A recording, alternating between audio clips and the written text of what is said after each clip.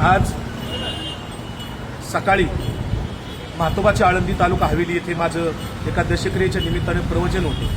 ते प्रवचन संपल्यानंतर 10 वाजता मी आळंदी म्हातोबाच्या इथून पुण्याला जायला निघालेलो असताना रस्त्यात गावाच्या बाहेर आल्यानंतर वारकरी संप्रदायातील संग्राम भंडारे आणि काही 10-15 गोरक्षक होते। सगळेजण 2-3 गाड्या होत्या आणि त्या सगळ्या गुंडांनी मला रस्त्यात निर्जन स्थळी अडवलं। माझी गाडीवर मला उतरून माझ्या अंगावर 2-3 शाईच्या बाटल्या ओतल्या, मला धक्काबुक्की केली आणि 2 जणांच्याकडे रिव्हॉल्वर होते। ते सगळेजण मला जीवे मारण्याची धमकी देत होते। त्यात लोक जमत असताना ते मात्र तात्काळ पळून गेले। मी त्या सर्वांचा निषेध करतो। संग्राम भंडारे आणि त्याच्यासोबत आलेले सगळे जे काही 10-15 गुंड होते, गाड्या घेऊन आलेले, त्यांच्यावर पोलिसांनी तात्काळ कायदेशीर कारवाई करावी। मी लोणी काळभोर पोलीस स्टेशनला इथे फिर्याद देण्यासाठी आलेलो आहे।